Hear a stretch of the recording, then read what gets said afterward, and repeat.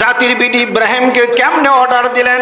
আবার আল্লাহ বলতেছেন ওয়া ইয ইয়ারফাউ ইব্রাহিমুল কওয়াইদা মিনাল বাইতি ওয়া ইসমাঈল।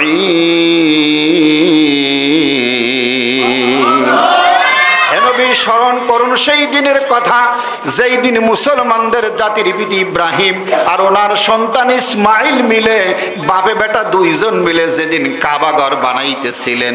জাতির পিতা ইব্রাহিম হলেন রাজমিস্ত্রি, ওনার সন্তান ইসমাইল হলেন জোগালদার। এই বাপে বেটা দুইজন মিলে যখন কাবা ঘর উঁচু করতেছিলেন, বানাইতেছিলেন, ওই কাবা ঘর যখন তারা বানান শুরু করলো, আমি আল্লাহর কাছে বাপে বেটা মিলে দুইজন দোয়া করেছিল, রব্বানা তাকাব্বাল মিন্না ইন্নাকা আনতাস সামিউল আলিম। আয় আল্লাহ, বাপে বেটা দুইজন মিলে কাবা ঘর বানাচ্ছি, পরিশ্রম করছি। আয় আল্লাহ, এই পরিশ্রমটুক তুমি আল্লাহ কবুল আর মঞ্জুর করে নিও, বিনিময়ে কিয়ামতের ময়দানে একটু ফল দিও। আয় আল্লাহ, তোমার কাছে দোয়া করছি বাপে বেটা দুইজন মিলে। এবার বলেন তো, বাপে বেটা জাতির পিতা জাতি ভাই যদি কাবা ঘর নির্মাণের সময় দোয়া করে থাকেন, আল্লাহর সাহায্য চেয়ে থাকেন, বলেন আমি আপনার সাহায্যের দরকার আছে না? না, লম্বা কথা যাব না। কাবাঘর নির্মাণ হয়ে গেল, শেষ, বানানো শেষ। অনেক কথা, সেই যুগে মই ছিল না, উঁচু কিছু ছিল না। একটা করে তালা নির্মাণ হয়, একটা করে ইট বসানো হয়, আরো উঠতে হবে, পাথর দিয়ে উঠতে হবে। কেমনে উঠবে? আল্লাহ রাব্বুল আলামিন অটোমেটিক্যালি ভাবে ওই পাথরকে অর্ডার দিলেন, পাথর একা একাই উঁচু হয়, নামার দরকার একা একাই নেমে আসে। এখান থেকে মানুষ গবেষণা শুরু করলো, হাউ ইজ ইট পসিবল, এটা কিভাবে সম্ভব? পাথরের সাথে কোনো মেশিন নাই, কেমনে ওঠে কেমনে নামে? এর উপর গবেষণা করে আজকের দুনিয়ার বিজ্ঞানী, আজকের দুনিয়ার মেডিকেল সায়েন্স, এটা তখন গবেষণা করে তারা লিফট আবিষ্কার করলো। বলুন মারহাবা। লিফট একা একাই কি হয়, আর একা একাই, আপনার কষ্ট লাগতেছে নাকি? লিফট কোথায় পেলেন? 1450 বছর আগে আল্লাহ কোরআনে লিফটের আলোচনা দিয়েছেন, তাই লিফট আবিষ্কার হয়েছে। কথা বলেন ঠিক কিনা? কপাল পোড়া মুসলমান, কোরআন পড়ো না, গবেষণা করো না, বুঝো না, এটা নিয়ে কথা বলো। কথা বলেন ঠিক কিনা? আমি যদি এখন কথা বলি, সবচেয়ে পৃথিবীর যিনি বড় সায়েন্টিস্ট ডক্টর মরিস বুখাইল, যিনি এক সময় বলতেন আল্লাহ ইজ নাথিং, আল্লাহ বলতে দুনিয়ায় কেউ নাই, নাউজুবিল্লাহ, সেই মানুষটা যখন ইসলাম কবুল করলো, ইউরোপের মাটিতে দাঁড়ায় এসে বলল, আমি এতদিন যা বলেছি ভুল করেছি, আমাকে মাফ করে দিন, প্লিজ ফরগিভ মি, এগুলা ভুলে যান আপনারা। তো জনগণ বলল, এই কালকে কইলেন আল্লাহ নাই, আজকে আবার আল্লাহ পাইলেন কোথায়? আবার ইসলাম ধর্ম মেনে নিলেন কেমনে? সেদিন ডক্টর মরিস বুকাইল বলেছিলেন, অনলি অবজার্ভিং দ্য কারিশমা and the miracle and the purity and the scientific function of this Quran, I was attracted Islam. চিল্লা কন মারহাবা। ও সম্মানিত যারা সাংবাদিক বৃন্দু, the honorable journalists of Europe are standing in front of myself. Please listen me. তোমরা যারা আমার সামনে দাঁড়িয়ে কথা বলছো, সম্মানিত সাংবাদিক বৃন্দ, শোনো, আমি কেন ইসলাম কবুল করলাম? Only observing the charisma and the miracle and the purity and the scientific function of this Quran, I was attracted to accept Islam. চিল্লা এখন মারহাবা। এই কোরআনের অসাধারণ ক্ষমতা, বৈজ্ঞানিক তথ্য, নির্ভুল কিতাব, সব কিছু মিলে আমি যখন কোরআনটা পড়লাম, এই কোরআনের আয়াতগুলো আমাকে মুসলমান হওয়ার জন্য পাগল করে তুলল। কি করে তুলছে? আমি পাগল হয়েছিলাম, ইসলাম কবুল করেছি। তারা বলল, হোয়াট আর দে, সেগুলো কি, এমন কি পাইছো? তিনি বললেন, 1100 আয়াত আছে যেগুলো সরাসরি বিজ্ঞানে ভরপুর। কিসে ভরপুর? কোরআনটা কিসে ভরপুর? আয়াতগুলো বিজ্ঞান দিয়ে ভরপুর। তারা বলল, দুই একটা যদি বলতেন। তিনি বললেন এক একটার নাম বলে একটু শুনে নাও সুবহানাল্লাহ। কষ্ট হচ্ছে? আমরা সে কোরআনটা মনে করি যারা গরিব মানুষ অগর পোলাপান পড়ুগা, আমি ধনী আমার বেটাকে অপরব। কথা কর না কেন? তুমি কয় পয়সার সায়েন্স শিখছো, তোমার চলে কোরআন যাব না, আর মনে করে ভিক্ষাবৃত্তির চালান। নাউজুবিল্লাহ বলেন না। অথচ এই পৃথিবীর যারা বড় বড় সায়েন্টিস্ট তারাই প্রমাণ করেছে যে অল কোরআনিল হাকিম, পৃথিবীর সবচেয়ে বড় বিজ্ঞানের বই হলো আল্লাহর কোরআন। আমি যদি এক একটা শব্দ বলি, এই কিছুদিন আগে আল্লাহ নাওমাকুম সুবাতা, ঘুম এক শান্তির জিনিস, এই সুবাতা একটা শব্দের উপর গবেষণা করে আপনার ভারতের চেন্নাবাদের চেন্নাবাদের সবচেয়ে চেন্নাই হসপিটালের বড় ডাক্তার, তিনি ইসলাম কবুল করেছেন। তাকে বলা হলো ইসলাম কবুল করলেন কেন?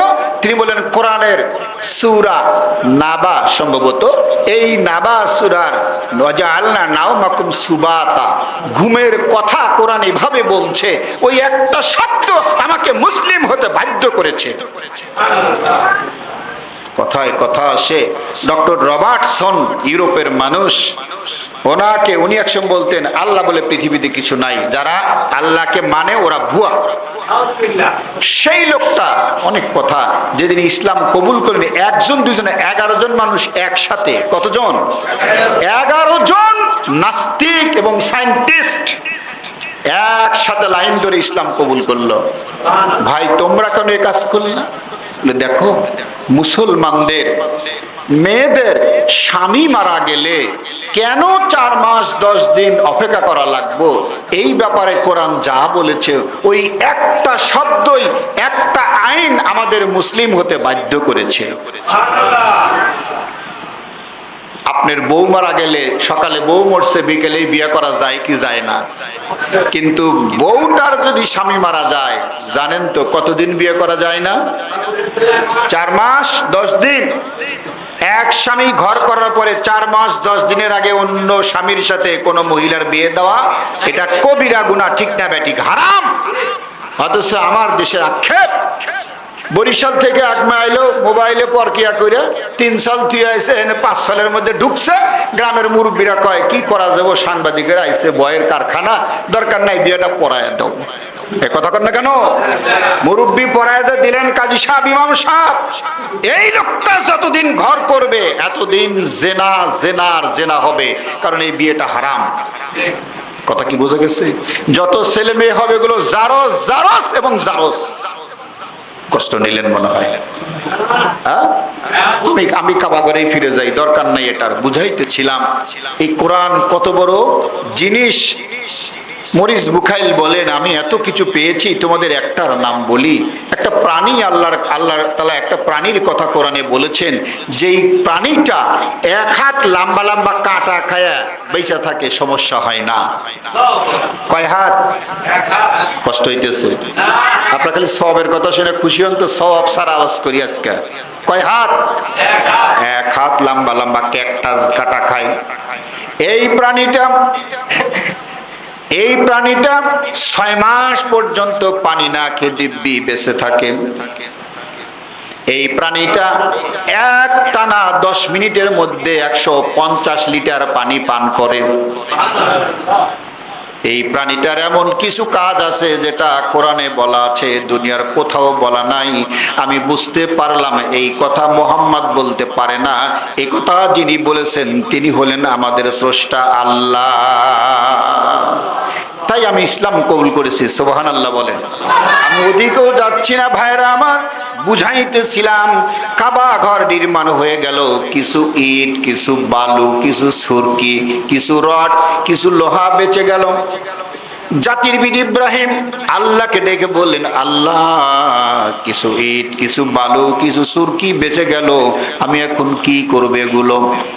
আল্লাহ রাব্বুল আমিন ঘোষণা দিলেন, ইব্রাহিম এই পৃথিবীর এই কাবা নির্মাণের পর যেই বালি ইট সুরকি বেঁচে গেল, গোটা দুনিয়ায় তুমি ছড়িয়ে দাও।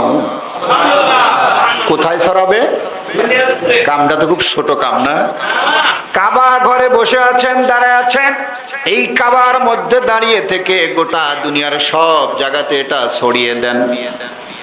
ইব্রাহিম আলাইহিস সালাম মনে, আল্লাহ আফিয়ান একটু মাফ করে দেন, এত কঠিন কাজ আমার দ্বারা সম্ভব?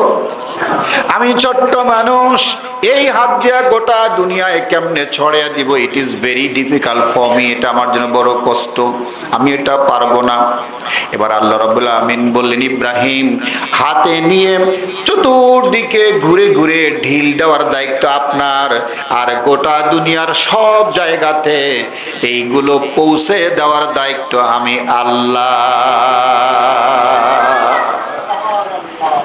আপনি শুধু একটু হাতে নেন, আপনি চতুর্দিকে ঘোরেন আর ঢিল মারেন, এগুলো সবগুলো পৌঁছে দেওয়ার দায়িত্ব আমি। কথায় কথা আসে ভাইরা আমার, কষ্ট পাচ্ছেন নাকি? আমি আপনার নবী মক্কা থেকে হিজরত করে যেই রাত্রে পালিয়ে যান, ওই রাত্রিতে উনি বের হয়ে দেখলেন ঘরের চতুর্পার্শ্বে 1 ফিট পর পর একজন করে যুবক তরবারি, লাঠি, বল্লম নিয়ে দাঁড়িয়ে আছে, ছুরি নিয়ে দাঁড়িয়ে আছে। বের হওয়ার উপায় নাই। আল্লাহকে বললেন, আল্লাহ। আল্লাহ রাব্বুল আলামিন তখন কোরআনুল কারীমের সূরাতুল আনফাল নাযিল করে দিলেন। বলেন মারহাবা। কোন সূরা? কষ্ট হইতেছে। সূরাতুল আনফাল নাজিল হলো।